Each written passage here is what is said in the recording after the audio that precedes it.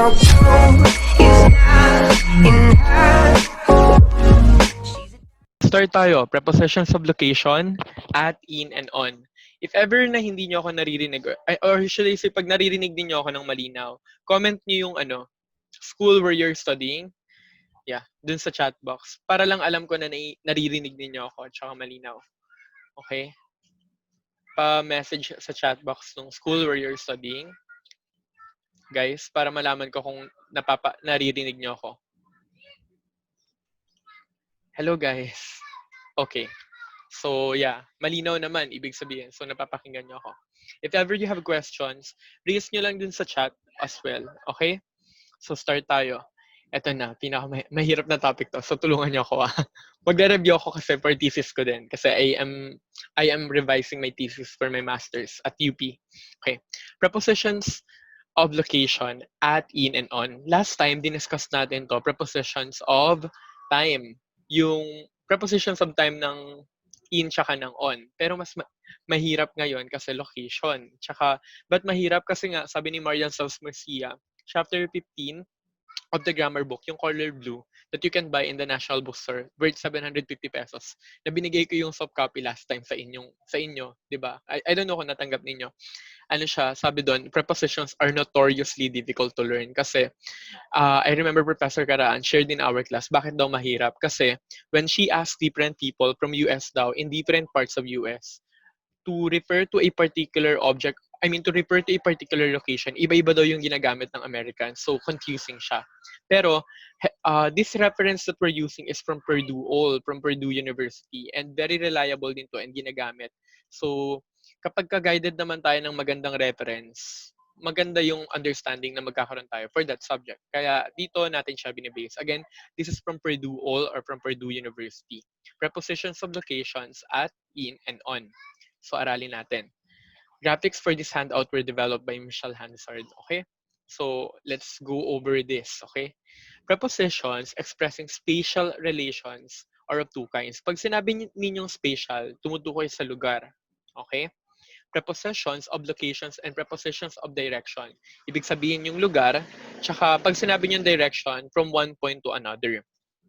Both kinds may be either positive or negative.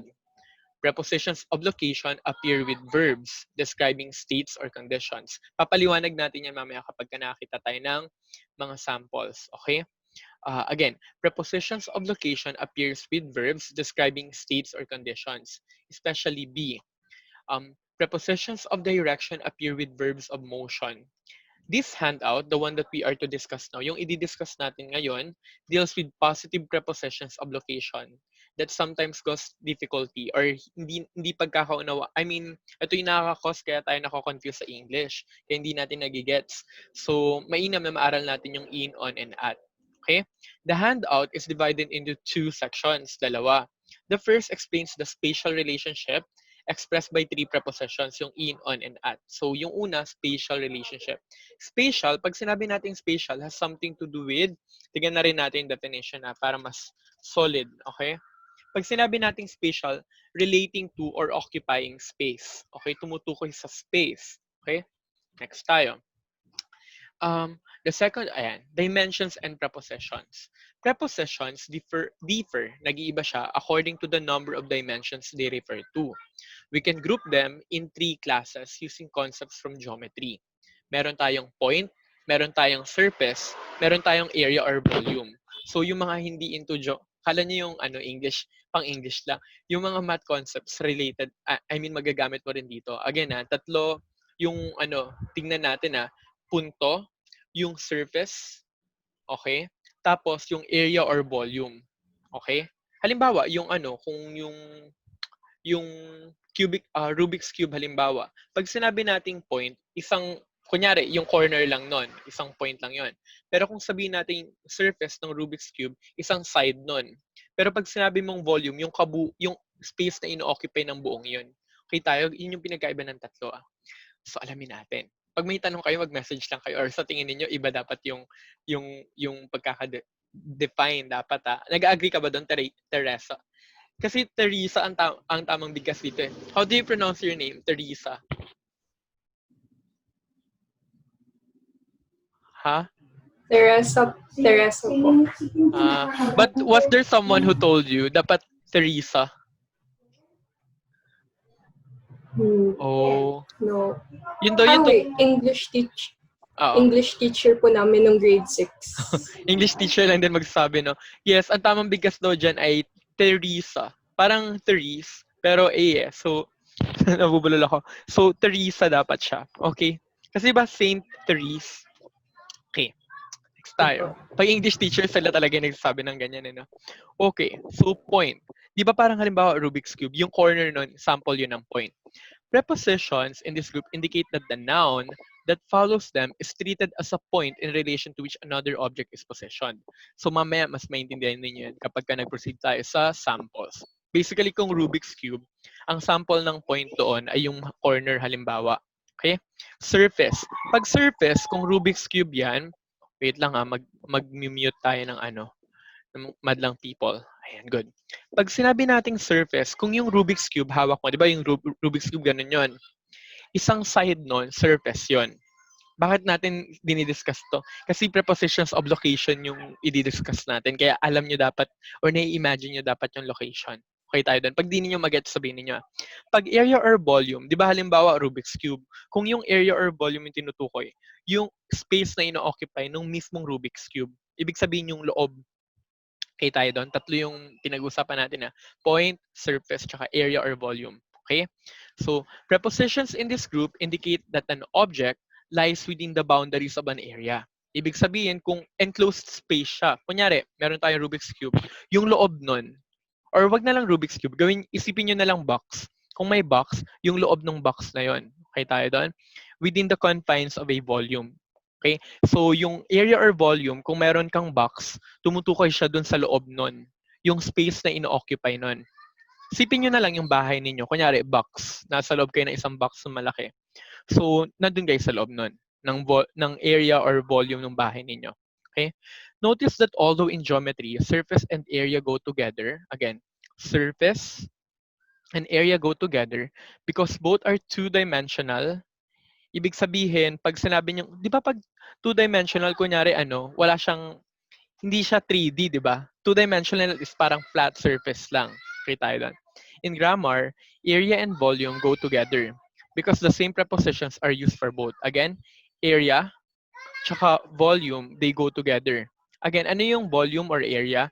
Sa isang enclosed space, yung loob doon yung tinutukoy natin, yung space na siyang nag-occupy sa isang volume, halimbawa, or isang enclosed or confined space. Next, in light of these descriptions, at, on, and in can be classified as follows. Tingnan ninyo. Pag sinabi ninyong at, punto siya. Ito, yung drawing para visual. Okay. Mamaya may sentence level na tayo. Ina-understand lang natin bawat isa. On kapag ka-surface. Kapag ka tumutukoy tayo sa isang side, halimbawa, on ang gagamitin natin. Kailan ginagamit yung in? In yung gagamitin natin pag tumutukoy tayo sa loob ng space. Okay? So, balik tayo. At kapag ka nakatayo ka doon, isipin mo na lang nakatayo ka dyan sa point na yan. On yung gagamitin mo kapag ka nakasandal ka or nakahiga ka sa isang surface. In or area, in yung gagamitin for area or volume kapag ka nandoon ka sa isang enclosed space. Kakaunawan tayo doon. Teresa, nagigets mo ba? Kasi intense to mamaya kapag ka parang roller coaster tong prepositions. Kailangan magets natin bawat punto bago tayo magpo-proceed. Nagigets ba, Teresa? Okay. Yes po. Pag hindi niyo nagigets, mahirap yan. Sabihin niyo para nagkakaunawaan tayo. Okay? Next. The meanings of three prepositions, etong in, on, and at, can be illustrated with some maingay maingay. Maingay. Naingayan ba kayo? Pinatahimik ko sila. The meanings of the three prepositions can be illustrated with some sample sentences. Ito na. Sentence level na tayo. So, kapit ng maigi ha. Okay. My car is at the house. Naalala niyo yung drawing kanina? 'Di ba? Punto sa lugar na yon. Gets niyo? So, pag sinabi niyong at the house, around that area. Naalala, Meshach. Nasaan si Meshach? Nandyan ba si Meshach? Meshach, are you there? I saw you a while ago. Meshach, naalala mo nung nag-discuss tayo ng prepositions of location, nung kinorner ninyo ako sa at, wala akong review. tinanong mo ko sa at, Mm. sabi ko, around that area siya. Naalala ninyo yun? Opo. O, di ba? Mm. Tama ako. Tama yung naalala ko. Pag at, point siya around that area. So, kunyari, ito yung bahay mo. So, anong pinagkaiba ng house and home? Magkaiba pa pala yung house tsaka home, ah.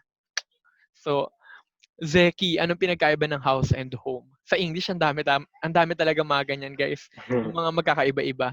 Anong pinagkaiba Yung ng house and home? yung house po ay yung parang building na po. Tapos yung home ay kahit ano po. Basta matawag yung tirahan Hmm, ninyo. okay. Okay. Thank you, Zeki. Yung house and home, ganito. Yung house, yung mismong bahay. Pero yung home, siya yung bahay na kung saan may pagmamahalang umiikot doon. Yun talaga yung description niya. Okay tayo doon. Uh, a house is, a home is like a house or a house talaga na kung saan may love na umiikot. Parang family, halimbawa. So, yun siya. But since dito, hindi naman focus yung may love na umiikot. Ang focus lang doon yung bahay. Kaya house yung ginamit. So, pag sinabi mong at the house, around that area, a point lang. Kunyari, ito yung bahay ninyo. Kunyari, ito yung bahay ninyo. Sa paligid nun, isang punto doon, at yun. Nagkakaunawaan tayo. Gets nyo, guys? Okay. So, kunyari, may kausap ka sa labas ng bahay ninyo. Isang point yun sa labas ng bahay ninyo, di ba? Kunyari ito yung bahay ninyo. Nandito ka sa labas ng bahay ninyo. I'm here at the house. Nagigets ninyo. Kasi you're at the point around your house. Next. Na pinagpapawisan na ako. Mahirap kasi to. There is new there is a new roof on the house. Bakit on yung ginagamit? Imagine ninyo, yung bahay ninyo walang bubong. Kunyari lang ah. Tapos, yung taas ng bahay ninyo, patag. Napatag naman in most cases ng mga bahay, di ba? Tapos, ipapatong kasi doon yung roof. Kaya on yung ginagamit. Gets nyo? Kapag ka tinutukoy natin, ipapatong siya. Mga pamangkin ko maingay. Kapag ka ipapatong natin siya sa isang lugar, laging on. Like, kunyari, I put the tumbler on the table. Gets nyo? Basta laging on, pinapatong siya. Sa case na to, pinapatong din yung roof dun sa bahay. Kaya on yun. Nagigets ninyo? Nagigets niyo, people? Basta on, laging, I'm lying on the couch. So, lying on the couch. Parang iniisip niyo surface siya. Pag pinatong mo, on yun. Okay tayo doon? Next tayo. The house is in Tipercano County.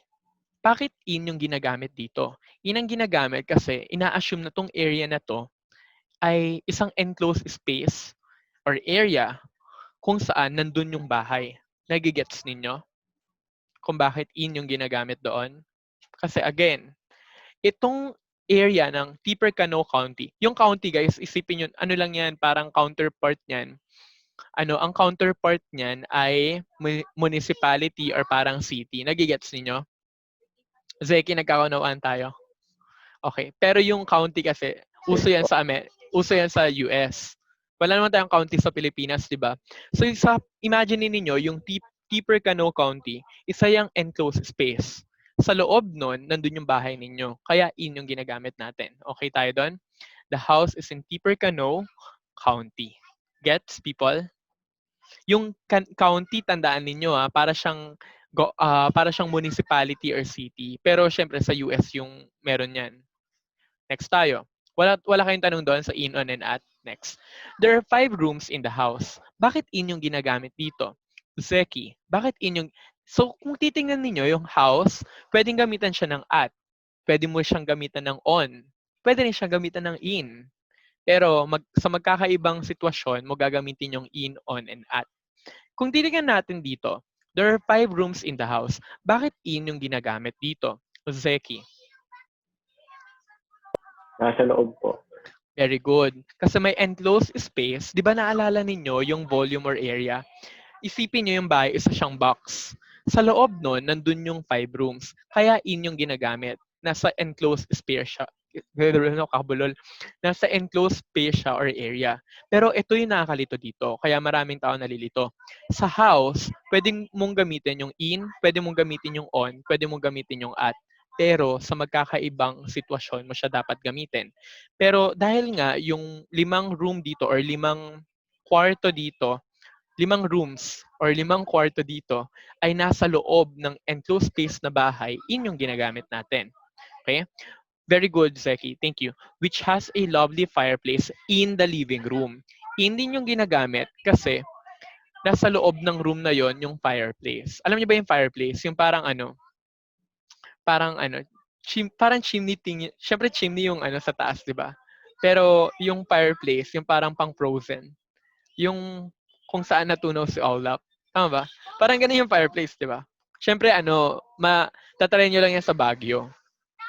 Dito kasi sa Manila, wala namang nagpa-fireplace. Meron ba nagpa-fireplace sa Manila? Parang hindi yatang magandang practice yun. Magkaroon ng fireplace sa Manila. Right, Masha? Okay. Tatahimik ninyo. Okay, dito na tayo. All of these sentences answer a question of the form. Where is blank? Tinatanong, where is blank? Di ba tatlo yun? Okay. But each gives different information. Pag nagsabi ka ng in, isang information yon, nasa loob siya ng enclosed space. Pag at, point lang siya around that. Pag on, nasa surface siya. Okay? Before going on, explain to yourself the spatial relations shown in each sentence. Ano iulit yung ibig sabihin ng spatial relations? Meron kasi on desktop dito sa kabila. Dito yung laptop. Sabi ang spatial ay relating to or occupying space. Tumutukoy sa espasyo. Next tayo. Okay. Again, before going on, explain to yourself the spatial relations. Pag-usapan natin ang space na tinutukoy ng mga sumusunod na bilang. Number 1, locates a car in relation to a house. Understood as a fixed point. Di ba yung car nasa lobas ng bahay? So isang point siya around the bahay or around the house. Kaya at yung ginagamit doon. Number 2, treats the house as a surface upon which another object, the roof, is on placed. Naalala niyo yung drawing kanina, yung nandito? Ayan. Bakit on yung ginagamit? Kasi yung taas ng bahay, imagine ninyo, flat surface yan. Pinapatong kasi doon yung roof or bubong. Di ba roof, bubong yun? Kaya on yung ginagamit. Next. Number 3, locates the house within a geographical area. Naalala niyo yung itong Tippecanoe County. Nasa isa siyang enclosed area, tapos nandun yung bahay. Kaya in yung ginagamit. Next tayo. Number 4, treats the house as a three-dimensional structure. Pag sinabi ninyong 3D, hindi lang siya yung flat. Kasi pag nanood ka ng anime, yun na lang. Di ba pag sinabi mong 2D, parang wala siyang mga shadow. May shadow din, pero hindi siya yung tipong 3D. Parang ang hirap paliwanag ng 3D. Di ba parang pag 3D guys, nakikita mo yung gilid, di ba? Yun ganon. Pero pag 2D, flat lang, parang parang Xerox. Xerox pa nga dapat yung tamang bigkas dun eh. Xerox. Kasi galing siya from a company. Xerox. So nagkakaunawan tayo doon. Okay. Ang Xerox pala pag sinusulat, big letter kasi ano yung proper noun. Okay tayo doon. Which is treats the house as a three-dimensional structure that can be divided into smaller volumes. Namely, rooms inside one of which is an object, the fireplace. So, bakit in yung ginagamit in yung ginagamit sa room for the fireplace? Kasi nandun siya sa loob ng enclosed area or space na yon. At, kailan ginagamit yung at? Okay? At calls for further comment. Anong further comment? Alamin natin yan. Because it's the least specific of the prepositions in its spatial orientation. Pag sinabi ninyong least specific, hindi tukoy, hindi definite, hindi tiyak. Around the area lang. Ganon. Of the prepositions in its spatial orientation. So, pag hindi tukoy yung punto kung saan, around the area, mag-a-at ka. Okay tayo doon? It has a great variety of uses. And here are some of them. Pag location or lugar, ganito. Tom is waiting for his sister at the bank. Bakit at ang ginagamit? Kasi, kunyari ito yung bank. Tapos, yung punto sa paligid nun, nandun lang siya. Kaya at. Pero bakit hindi siya definite or hindi siya tiyak? Kasi kahit anong punto sa labas, kahit anong punto around the bank, pwedeng maging at. Pwedeng at the back or at the side. Okay tayo doon? Next. Sue spent the whole afternoon at the fair. Bakit at yung ginagamit dito? Kasi syempre yung fair, malawak siyang area, di ba? Pag gumamit ka ng at, kahit saan doon, nandun siya. At hindi ka tiyak, hindi ka definite kung saan doon sa fair. Naka-attend na ba kayo ng UP Fair? Sikat yan sa UP eh. Sino dito naka-attend ng UP Fair? Marami ang nagpupunta sa UP kapag UP Fair. Pero pag UP Fair, yung mga nagpupunta doon, sabi nila, mostly, hindi daw taga UP. Siguro si Mashak taga Ateneo, di ba? So, napupunta ka ba sa UP Fair? So, di Or, po ako nakapunta. o yung UP Fair, ginagawa siya like tipong merong, basta may mga rides pa. You can enjoy actually when you go to the UP Fair. Okay tayo doon? Good tayo sa at people. Okay. O tamo, Meshak, naalala mo yung yung kinot in the act nyo ako, tinanong nyo ako ng at, buti na lang tama sinabi ko, it's around the area. Tayo doon. Lang. Ayan, mag-mute tayo. Di ba? Ang galing ko mag-mute. Okay, next tayo. Destination na. Destination, ibig sabihin yung papupuntahan from one point to another. Pag sinabi mo, we arrived at the house. Okay, at yung gagamitin din. Kasi parang around the area yun eh. Next, the waiter was at our table immediately. Yung table, guys, pwede mong gamitan ng in, on, and at yan. Kaya nakakalito. Kaya maraming tao nalilito. Kapag ka at yung gagamitin mo around the table, naalala mo rin yung sinample ko dyan, Meshak, nandun ka, di ba? Pag around the area, at yung gagamitin mo. Pero pag nakapatong dun sa table, magiging on. Kunyari, yung tumbler ko nga, I placed my tumbler on the table. Pero pag nilagay ko siya sa loob ng table, sa ilalim, kunyari, sa ilalim, kasi enclosed na yun eh. O, magiging in siya. My tumbler is in the table. Gets nyo? Okay. Next, directions. Direction pala, walang S. The policeman leaped at the assailant. At the assailant. Again, the policeman leaped at the assailant. Okay. So at yung ginagamit din. Bakit at? Kasi around this policeman. Okay tayo doon? Next. The dog jumped at my face and really scared me. O again, at the point around this girl. Punto sa paligid nitong babaeng to. Kaya siya at. Okay tayo doon? Next. In 5A, ano yung 5A? Nasaan yung 5A? Tignan natin yung 5A ah. May drawing kasi to. Yung 5A, nakikita niyo yung 5A ah. Di ba yan yun? Okay. Na tayo dito. The bank can be understood as a point defining Tom's location. Tom pala yung pangalan ng taong nakatayo doon. So, di ba, nasa paligid lang siya ng bank. Kaya, at yung ginagamit. Much as in, yung number 1 above.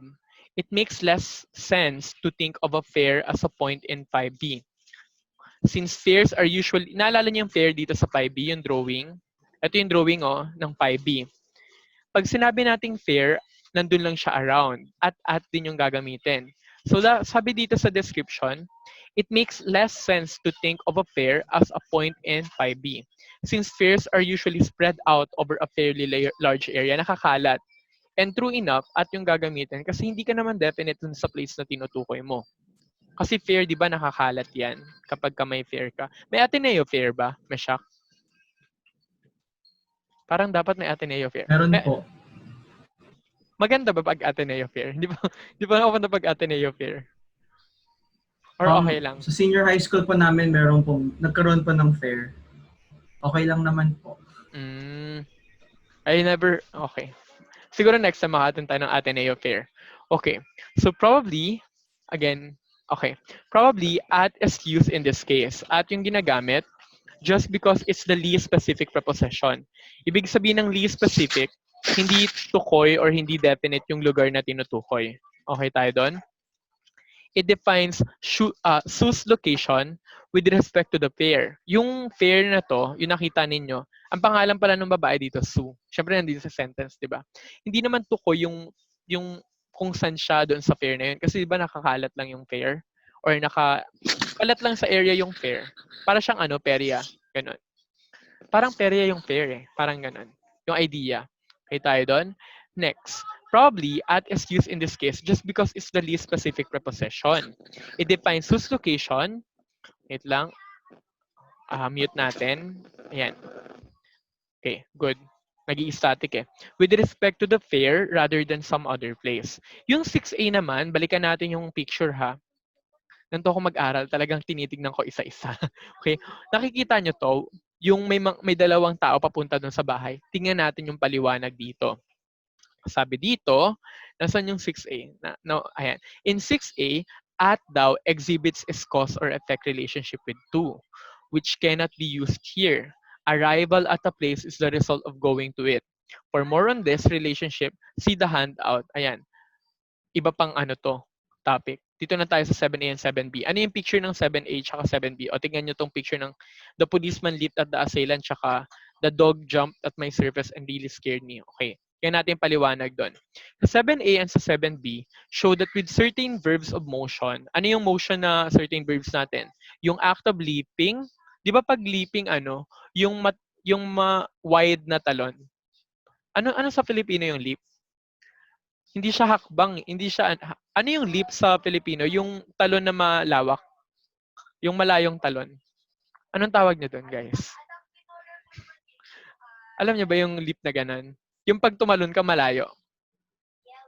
O basta yun yun. May term nun sa Filipino eh. Pag tumalon ka ng malayo. Damba. Hindi yung damba, parang ano eh.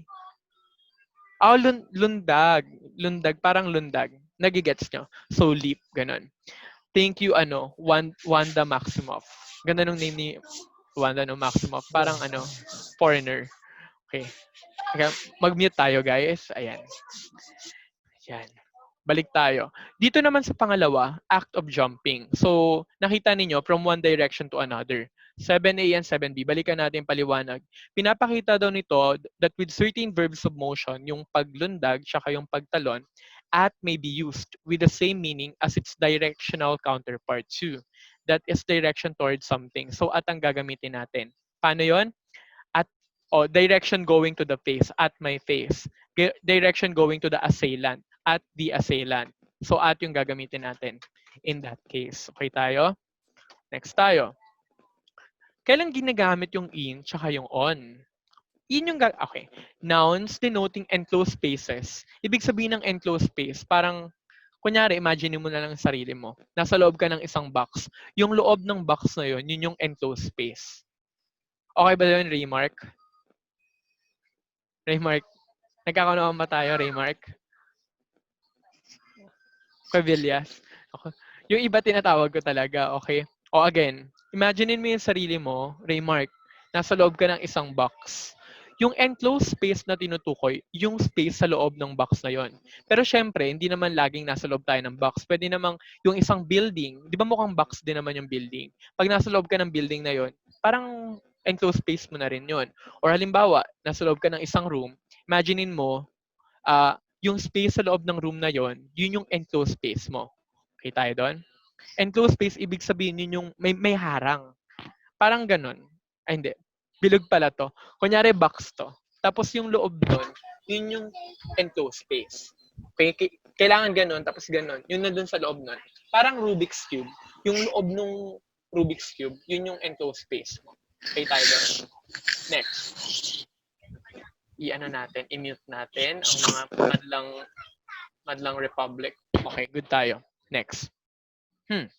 Nouns denoting enclosed space such as field or a window take both on.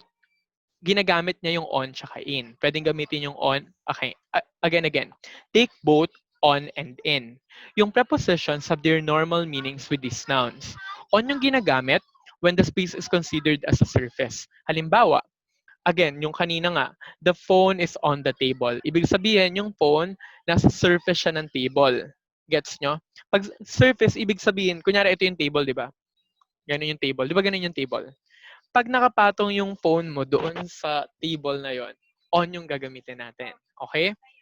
Good tayo doon. Kailangan hindi nyo makalimutan yon. Next. In, when the space is presented as an area. Ano yung when the space is presented as an area? Kunyari, di ba may lamesa ka? Yung taas ng lamesa mo, pag nakapatong dun sa taas ng lamesa, on. Pero kunyari, yung lamesa, meron siyang mga drawer, or may pasukan siya, yung sa loob niya, meron siyang lagayan. Pag naglagay ka doon, sasabihin mo in, the phone is in the table. Nagigets nyo? Ibig sabihin, nandun siya sa isang enclosed space sa loob ng table na yon. Okay, maraming mga ganyang table sa Pilipinas, 'di ba? Yung may mga drawer. Yung may loob, yung ginaganon-ganon natin. Right? Yung may lagayan sa loob ng table, guys. Okay. Tingnan nyo to. 3 players are practicing on the field. Bakit on? Kasi surface yan, 'di ba? Tapos nandun sila sa sa surface ng field nagpa-practice. Pag in yan guys, nasa loob sila ng lupa. Parang awkward naman yun. Right? Parang nakakatawa yun. I mean, di ba, paano ka magpa-practice sa loob ng lupa? Di ba? Kaya magiging on. Nagigets ninyo? Okay, next. 3 cows are grazing in the field. Bakit in yung ginagamit sa field? Kasi yung field, tumutukoy siya sa isang enclosed area. Basta pag field pala, ang treatment niya ay isang area. Yung parang Tippecanoe County kanina. Yung parang ito. Pakita natin Nasaan yung Tippecanoe County? Ito, para siyang ganyan, 'di ba? Meron siyang enclosed area. Balik tayo dito. Kaya siya in yung ginagamit pag field, in the field. Okay? Next. Tingnan nyo to. The frost made patterns on the windows. Yung frost, di ba kapag ka nag-i-snow, yung itsura ng snow, ganyan. Kapag ka maliliit, makikita nyo ganyan yung itsura. The frost made patterns on the window. Pero bakit siya on the window? Kasi di ba may window ka? Merong surface yung window, di ba? Yung surface ng window, yung nahahawakan mo. Siyempre, kapag hinawakan mo yung window, sa labas nun, doon dumidikit yung snow. Imagine mo na lang nasa malamig tayong lugar. Kasi itong reference na to, galing nga sa Purdue University. Okay? Sa Purdue writing to. Kasi itong reference na to, mainam, actually, ang Purdue, maganda siyang reference sa English. Okay? So again, kunyari nasa loob ka ng bahay, tapos may window, di ba? Tapos nagyayelo halimbawa. Pag sa labas, doon dumidikit yung snow sa window. Gets? Kaya on the window. Gets nyo, people? Kaya on yung ginagamit. Pag on, sa surface lang. Pag in the window mo yan, yung loob ng window mismo. Okay tayo doon? Next. Wala namang in the glass. Parang, dapat on kasi surface yung tinutukoy natin. Next. A face appeared in the window. Bakit in ang ginagamit natin dito? Kasi, guys, tingnan ninyo. On yung ginamit dito sa window, dito in. Ibig sabihin, pinapatunayan nito na meron tayong isang object na pwedeng gamitan ng in, on, and at. Nagkakaunawaan tayo doon. So, dito tayo guys. Pero bakit in ang ginagamit dito in the window? Kasi itong square na to, isang enclosed space siya eh. Para siyang Tippecanoe County kanina, tsaka yung field, isa siyang enclosed space. Tapos sa loob nun or sa gitna nun, nandun yung muka or nandun yung face. Kaya in yung ginagamit natin. Okay tayo doon? Pag may tanong, mag-message. Tingnan natin yung sunod. Notice that in implies that the field is enclosed. Parang yung kanina, yung field na to, enclosed siya. Kunyari, ito lang yung area na ino-occupy ng isang field. Whereas on implies only that the following noun denotes a surface and not necessarily an enclosed area. Again, in ang gagamitin natin pag tumutukoy tayo sa isang bagay na nasa enclosed area. Okay? Pero on ang gagamitin natin pag ang tinutukoy natin ay nandun lang siya sa surface na yon. Gets, people? Okay. Raymark, nagkakaunawaan ba tayo? Si Raymark, Raymark, Opo. taga saan ka, by the way? Taga Batangas po, sir. Yung bayan ng Lumian, di ba? Diyan yung maraming lomi. Opo. Naku, Opo. namimiss ko na yung lomi dyan. Okay tayo dito? Balik tayo dito. Pinapul po, Mores. Walang lomi ng gantong oras? Meron po, mga alas 4 meron na. Mga alas 3 ng madaling araw. Ayan. May lomi talaga dyan sa Batangas. Mm. Next tayo. Masarap yan partneran ng yung Royal. Okay. Back tayo dun sa part na to. Thank you, Raymark. The cattle. Thank you po. Ano ba yung cattle? Hayop yan. Okay. The cattle are grazing on the open range. Grazing. Ano ba yung grazing? Ano natin yung definition dito ha? Pag sinabi ninyong graze, verb. Okay. Eat grass in a field. Kumakain sila ng grass. Okay. Pag sinabi niyong the cattle are grazing on the open range, kumakain yung mga cattle ng grass dun sa field. Pero bakit on ang ginagamit natin? Hindi kasi tayo nakatuktok na enclosed space yung field. Tumutukoy tayo dun sa surface ng field. Kung saan ginagawa ng mga cattle yung pagkain ng grass sa field. Kaya on yung ginagamit natin. Naunawaan ninyo, basta pag on surface yung tinutukoy. Yun yung focus, yun yung feature natin. Next tayo. 3 players are on the basketball court. Bakit on yung ginagamit? Kasi yung treatment dun sa basketball court, hindi siya enclosed. Okay? Sinasabi natin na focus sila within the surface of the basketball court. Doon nila ginagawa yung activity nila. Or sabihin na lang natin ganito para maisip ninyo. Parang chessboard. Imagine ninyo yung mga tao para silang chess pieces. So they are on the basketball court. Feeling ko mas magigets ninyo. Sa akin ganun siya eh. Parang kung yung basketball court, isipin nyo siya as a chess. Pag nag-chess kayo, di ba? Tapos isipin nyo yung mga tao as your chess pieces, di ba? They're on the basketball court. Kasi para siyang chess, di ba? Board. Na parang itong mga taong, or parang chess pieces siya, nandun siya sa basketball court. Ako para mas maintindihan ko siya, ang ginagawa ko sa sarili ko, yun nga, tinitingnan ko siya bilang para siyang chessboard. Tapos yung mga tao, para siyang chess pieces. So these players are on the basketball court. Parang these chess pieces are on the chessboard. O di ba? Parang ganun din naman eh. Nabubuhay nga lang yung tao. Tapos yung chess pieces, di gumagalaw. Pero parang same din yung tinitingnan mo. Right? Okay. Good tayo doon. Next. 2 boxers in the ring. Bakit in the ring ang ginagamit natin? Kasi naka-enclosed na siya. Kapag ang idea, pag closed siya, or may harang siya, may hangganan yung isang lugar na tinutukoy natin at nandun sila sa loob ng area na yon, in yung gagamitin natin. In, bale. Okay, nagigets nyo kung kailan siya in, kailan siya on, kailan siya at. Tandaan nyo yun. Next tayo. Okay? When the area has metaphorical instead of actual boundaries. Again, when the area has metaphorical instead of actual boundaries. Pag sinabi ninyo, okay, such as when the field means academic discipline, in is used. Again, metaphorical siya instead of actual boundaries. Pag sinabi ninyong metaphorical, such as when the field means academic discipline. So, ano ba yung example ng academic discipline? She's a leading researcher in the bioengineering field. Ibig sabihin, para siyang abstract concept. Di mo siya nahawakan, pero may limit siya. Di ba pag sinabi ninyong bioengineering field, isa siyang enclosed space sa field ng engineering. Nagigets ninyo? Di ba yung field of engineering, isa siyang academic discipline, isa siyang field of study. Ngayon, isang area sa field na yon ay bioengineering. So it relates with biology plus engineering. Pinagsama.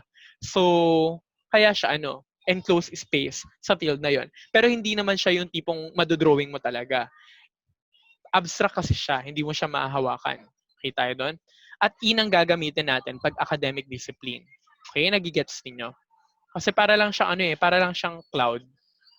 Para siyang data, di ba? Abstract concept, di yung mahawakan.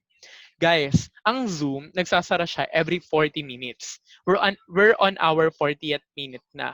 So, pag nagsara to, bumalik lang kayo kasi i-open ko ulit. Habang ongoing tayo, magtanong tayo ng mga tao para nakikita natin yung thought nila. Julius, live cam ba yan? Di kasi gumagalaw. Camera, picture pala. Julius Vergara, ano yung thought mo about dito? Sa in, on, and at. Walang camera si Julius. Julius, anak, may camera ka ba? Medyo nakakalito po, sir. Anong nakakalito? Pero, Oo. ano naman po, yung okay naman po. Parang ang gulo nun na. Nagigets naman na po. Medyo nakakalito. Nagigets naman na po. Pero nagigets naman na po. Nagigets mo kung kailan yung Apo. in, on, and at. Ano yung pagkakaintindi mo? Pagka-at po, yung it's sa isang position lang, pero hindi pa siya sure kung saan doon. Punto around. Then, Point yes po. around. Okay, Yes. go. Yung in po, space or yung location mo inside an enclosed space. Then yung on, it's a surface po. Okay, good tayo doon na. Okay. Yes po. Okay. Pag ganito, I'm leaning blank the wall.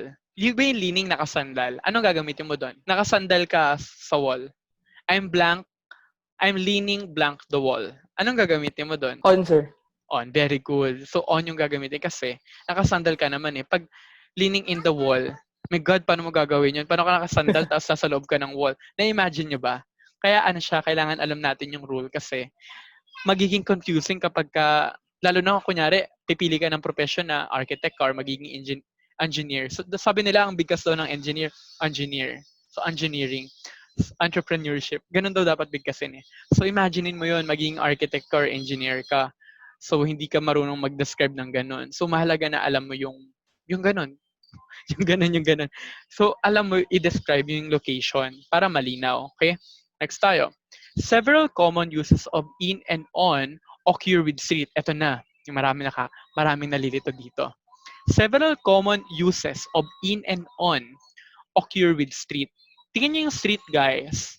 Ang ganda ng reference ng Purdue, no? Talagang malinaw, no? Tsaka may mga visual pa. The first two follow the general pattern of in and on usage. So ito yung in, ito yung on. Mahusay. Yung in pala pwede sa street tsaka yung on. Ang tanong, kailan ginagamit ko ang in at kailan ang on? The third is an idiomatic expression that must be learned as a unit. So simulan natin sa una. The children are playing in the street. Bakit po in ang ginagamit? Kasi enclosed space pala siya. Ito yung boundary, guys. So, nakikita niyo yung mouse ko? Nakikita niyo yung mouse ko sa screen? Teresa, nakikita niyo yung mouse ko sa screen? Hindi gumagalaw si Teresa. Parang, ano ba siya? Parang, na-disconnect yata si Teresa. Zeki, nakikita mo yung mouse ko sa screen? Yes po. O nakikita mo tong dulo na to, yung hangganan. Ito yung boundary. Tapos sa loob nun, nandun yung mga bata naglalaro. Kaya in yung ginagamit. Okay tayo doon? Okay. Naintindihan yun? Sares Lee. How do you pronounce your name? Sares? Cherise po. Charis? Okay. Okay. Okay. So, proceed na tayo sa sunod. Thank you. O, nalaman nyo bakit in yung street dito Pero may times na bakit on ang gagamitin. Kasi, our house is on 3rd Street. Bakit on yung ginagamit? Kasi, iniisip natin na, kunyari, ito yung parang flat surface ng lugar. Tapos yung bahay ninyo, imagine ninyo, para siyang chess piece. Pag nilapag mo yung bahay mo doon, magiging on. Diba? Ako talagang nagiging effective pag tinitignan mo siya as a parang chessboard. Kunyari yung street, tingnan mo siya as a chessboard. Pag yung bahay, nilapag mo doon, the house is on the 3rd street. Nai-gets ninyo? Kaya on siya. Kaya dito, in yung ginagamit kasi may boundary kung saan nangyayari yung activity. Dito naman, on yung ginagamit kasi tumutukoy tayo sa surface or area kung saan nakatayo yung bahay na yon or yung ino-occupy niya. Clear, people? Next. Yung letter C, di ba kanina sinabi, ito yung parang idiomatic expression that should be taken as a unit. Tingnan natin siya. He declared bankruptcy last week and now he's out on the street. Bakit on ang ginagamit? This is an idiomatic expression meaning that he is poor. Again, he declared bankruptcy last week and now he's out on the street. Okay. So isipin nyo na lang na ito, sa purpose na to, on ang ginagamit kasi para siyang chessboard, nandun lang siya. Yun yung idea nun kapag umu-on tayo. Pag ganun yung tingin ninyo, hindi kayo malilito. Next. Dito sa letter A, nandito yung paliwanag. Tingnan mo yung A na to. Okay? Papaliwanag siya dito. The street is understood as an area enclosed by the sidewalks. Yung pinaliwanag ko, di ba ito yung boundary, yung sidewalk or yung gilid ng street. Next tayo. On either side. Compare B with the discussion of sentence 3. Pag-compare daw natin yung B, ayan, natin dito. Compare with the discussion of sentence. In the first section, here, on locates the house on either side of the 3rd street. So, on ang ginagamit dito kasi tumutukoy nga siya dun sa parang area kung saan siya parang nakapatong yung bahay. Okay? Next. It doesn't mean that the street is a surface on which the house sits because the street is understood as a line next to which the house is situated. Yung on dito, nagpa-function siya much like at in its normal use. In other words, it locates the house in relation to the street but does not specify the exact address. Again, ulitin nga natin. Okay. Here, on locates the house on either side of the street. Pwede siya nasa left, pwede siya nasa right, kung nakaharap ka dun sa street mo. Okay? It doesn't mean that the street is a surface on. Hindi siya dapat tingnan like a surface yung street. Kung saan parang nakapatong yung bahay. Hindi daw pala dapat ganon. Parang mali pala yung sinabi ko kanina. O sige, I stand corrected. Okay, maganda nakikita natin yung paliwanag dito eh. Because the street is understood as a line, para siyang isang linya, next to which, kung saan, dito linya ng mga bahay, di ba? Next to which the house is situated. So, yung on dito, para siyang treated as para siyang at, okay? Kasi parang around the area. Okay? Wait. May gumagano, i-mute natin. Naririnig niya yata yun. Okay, balik tayo. Kailangan natin concentration. Okay? Balikan natin Because the street is understood as a line. Kunyari, nakaharap ka sa street Isang linya yung street, di ba? Next to which may bahay doon is situated. On functions much like at. Bakit? Kasi yung bahay, nandun lang nasa tabi lang siya ng street in its normal use. In other words, sa ibang salita, it locates the house in relation to the street. Sinasabi natin yung location ng bahay na nasa tabi siya ng street, pero hindi natin in-specify yung exact address. Kaya pala siya on. So, ang idea niya, para siyang in, na para siyang at. Kaya siya on. Gets nyo? May gets niyo? Yun pala yun, guys. Nagpawisan ako doon. So, yun pala yung dahilan kaya siya on. Hindi mo siya parang titingnan as a board. Okay? Tamang-tama nire-review ko to kasi nire-revise ko nga yung thesis ko. Okay? Sabi ng advisor ko, i-improve ko yung prepositions ko. Sabi ko, ito na lang yung topic natin para isahan na lang. Okay, yun pala yun, guys. On yung gagamitin na para siyang in, kasi di ba para siyang nasa enclosed space? Kasi para siyang field Yung diniscuss natin sa Tippecanoe County kanina. Pero hindi kasi tayo specific sa place. Kailangan hindi mawala yung idea na hindi tayo specific sa place. Kaya may influence siya ng at. Pero on ang gagamitin natin kasi para siyang mixture ng in tsaka ng at. May nagtanong May nagtanong guys. Tawagin natin. May nag-raise ng hand. Sino yung nag-raise ng hand? Nawala. Nawala yung nag-raise ng hand. Pwede kayong magtanong Zeki, may tanong ka ba? Answer. Wala kayong tanong? Parang naiya naman kayo magtanong. Okay. Tanong lang kayo Okay.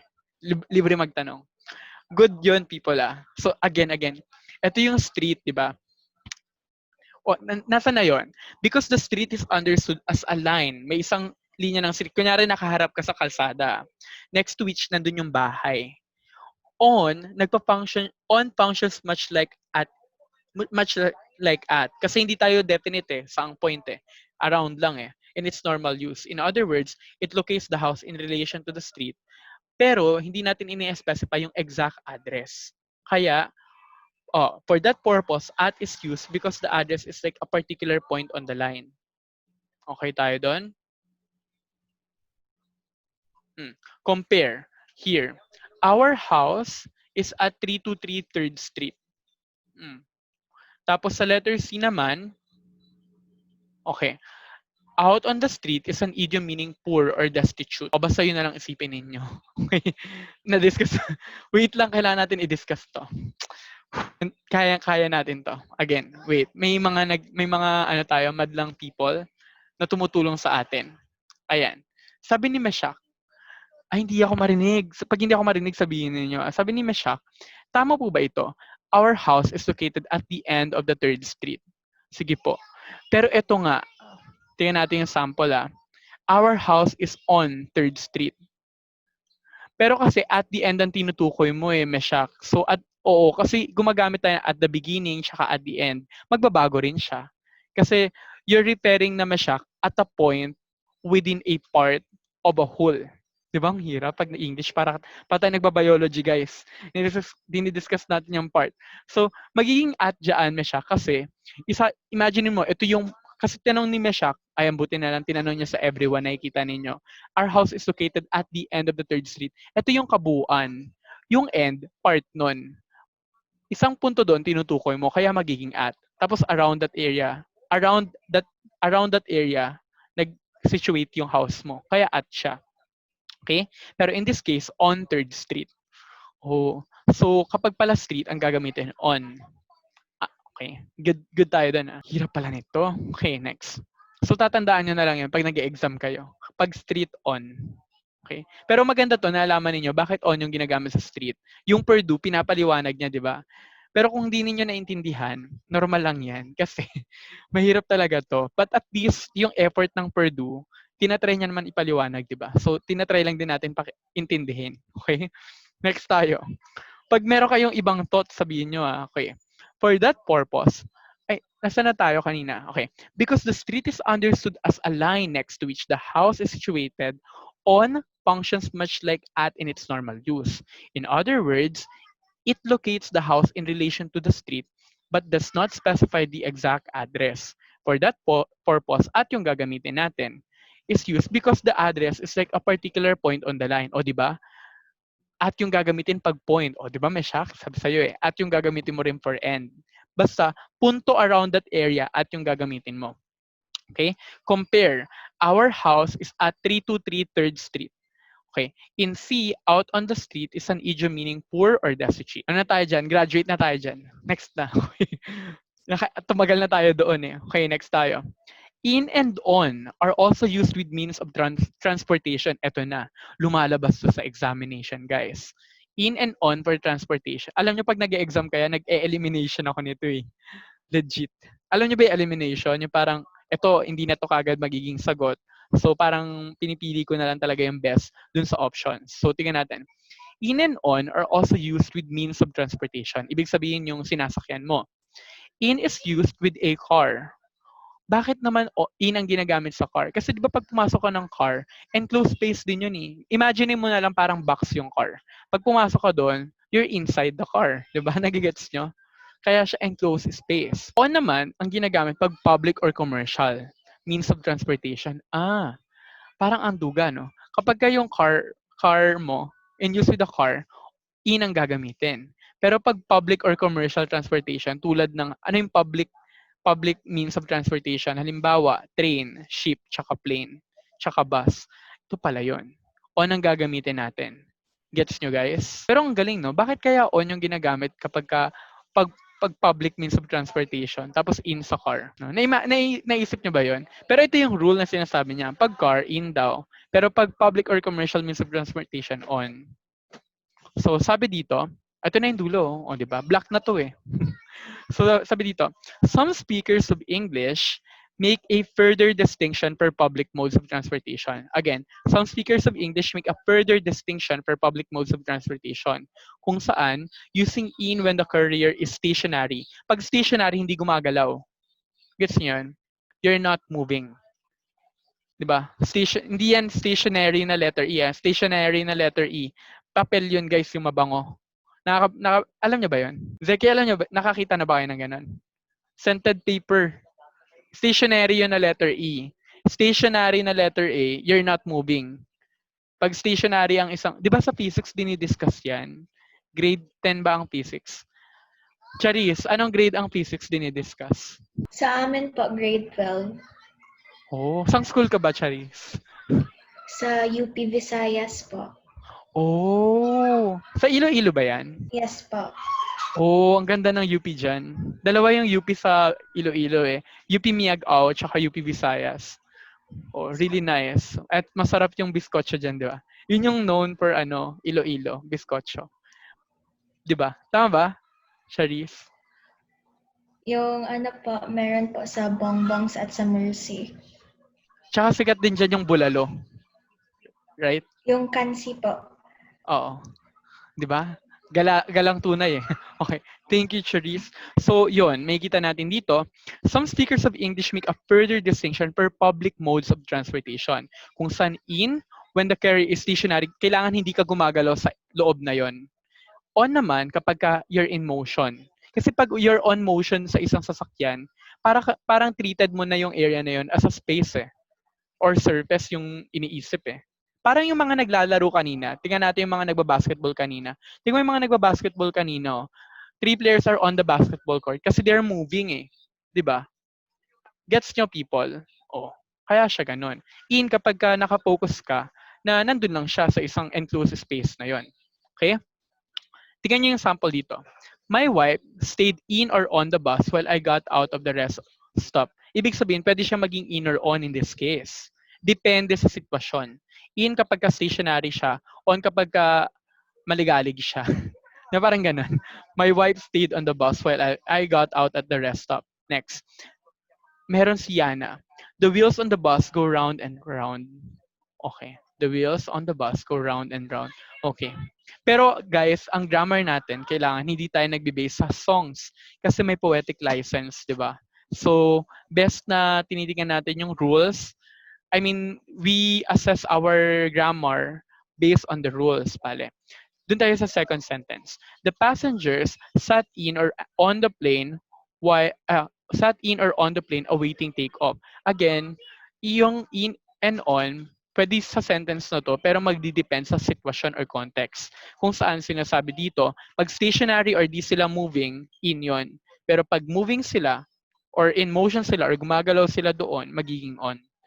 So, yun yung prepositions of place na na-discuss natin. And it takes an hour to really cover this topic. The reference for this is from the Purdue University or All Purdue. And this is really a good reference. And I hope I was able to explain it to you kasi guys, I also reviewed myself for revising my thesis. One. Second, I helped you with this, like explaining it. Siyempre, di ba, napapaliwanag ko naman yung stationary, yung while we're discussing, mas na ipapaliwanag ko. Kung may tanong kayo, na ipapaliwanag din. Let us close this session by asking 2 to 3 people perhaps about your insights, understandings, and what you would like to share. Yung naisip nyo lang or parang na-realize ninyo mula sa ating discussion.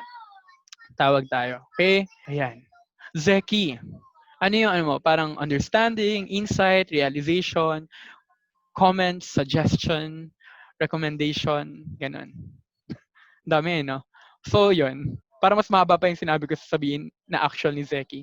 Zeki, nakamute ka, i-ano mo, unmute. But what specifically, sir? Kung anong gusto mo. Yung gusto mo lang i-share, ganun. Yung anong parang realization mo sa topic na to, ganun. Naisip ko po ay madali talagang Chinese kaysa English. Gawa po nung 为什么 usage of 为什么你也说中文吗 Bakit? Nag-aaral ka ba ng Chinese? po Zhongwen Buhao. Oh. 你说了什么? Ano sinabi mo? Po Zhongwen Buhao. Ni de chongwen buhao. Sabi niya hindi daw maganda yung Chinese niya. Saan ka nag-aral ng Chinese? Ano po, sa friend ko lang po. HSK1 pa lang po ako. Oh, nag-exam ka na? My God, I would also take the exam. Panalo Hindi pa po, I'm Mag-exam practicing ka? lang po. Oh, very good. Confucius Institute, I promote for that, okay? Yes. 你需要尝试说中文. Kailangan mag-practice ng Chinese, okay? So, how about, thank you, Zeki. Ano pa yung realization mo? Zeki, nawala si Zeki. Kaka-Chinese napunta na sa China. Zeki, nasa ka? 你在哪里? 我的学生. Saka na, may student. Nawala si Zeki. Kaka-Chinese, nawala siya. Tawagin natin si Riven. Galinat. Ba't hindi kayo gumagalaw, guys? Internet ko ba to? Gumagalaw ba ako? Riven. Si Riven. Ay, sabi ko si Riven, ba't hindi gumagalaw? Kala ko profile pictures. Biglang gumalaw. Camera pala. Riven. Ano yung realization mo? Galinato. Yeah. Riven Galinato. Hindi siya gumagalaw. Ayun, gumalaw siya. Riven Galinato. Ano yung thoughts mo about this topic? Po. Hindi ko po natapos eh. Ay, hindi mo ba natapos? Saan lang yung naabutan mo? Apo. Yung last? Apo. Ano yung... sige. Pero ano yung naisip mo? Yun na lang yung... Ano yung naisip mo? Yung parang na-catch up mo lang or na-realize mo? Ba? Nahihirapan si si... Yung sa...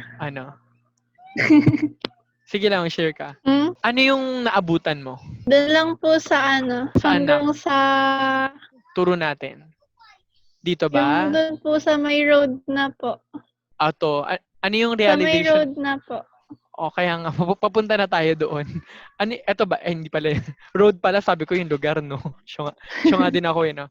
Punta tayo dun sa road. Ayan. So, ano yung realization mo tungkol dito, Nak? Yung difference lang po nila kapag po sa yung nasa loob ka po and kapag nandun ka po sa mismong lugar. So, nag-iiba ng prepositions, no? Right, Riven? Apa. Okay, thank you, Riven. Raven po. Raven pala. Walang A kasi. Nanisi bigla. Okay, thank you. Si ano kanina? Wait lang. Paano bumaba yung ano? Thank you, Raven. Tawag pa tayo. Para ano, makita natin yung realization nila. Nawala yung mga tao, guys. Nagtanggal ng camera. Zeki, nawala ka kanina. Ano yung, what were you about to share? Nawala yung internet mo. Ano yung idadagdag mo? Yun na lang po yun. Yun na yun. O, wala ka na idadagdag. O, sige. Last na tayo kay Wala na Teresa. po. Teresa, ano yung ano, idadagdag mo? Like yung realizations ko po is, or yung parang, Wait lang. Teresa, what school are you from? I'm from Regional Science High School for Region 6 po, sa Aklan. Wow. The one near Boracay. Di ba, if Aklan is Ay. near Boracay. Is it? Hindi po. Part po ng Boracay, nasa Aklan po yung Boracay. Like, under siya sa Malay Aklan. Malay Near- is a municipal. That's near Antique. Yes po. Bali yung boundary, like, ayun po. Like, It's really kung nice, guys. Kasi that is the area kung saan pwede kayo. Yung parang maliligo kayo sa kawa. Tapos iniinitan kayo sa baba. Am I right, Teresa? Yung sa Antique po ba yan? Yeah. Saan? Antique. Anao, Antique? Yeah. Ay, Tibiao, Antique. Right? Your way going to Boracay. It's very near to Boracay. So what's your thought about it, Teresa? Ano yung insights mo? Ganun. Ayun po, mas naging clear po sa akin yung tamang use po ng prepositions. And yung parang bumalik po ulit yung lesson about sa in and on, like yung sa private and public transportation. Ayun Okay. po. Oh, thank you guys. Na-review tayo. Lahat tayo masaya. So, i-upload namin yung session. I-upload ko pala at sa tulong ni Lizette tsaka sa tulong ni Pat kasi they're helping me. I-upload namin sa YouTube channel namin. Okay, goodbye everyone. Thank you for watching my videos. Please don't forget to subscribe our channel by clicking the subscribe button below. Thank you.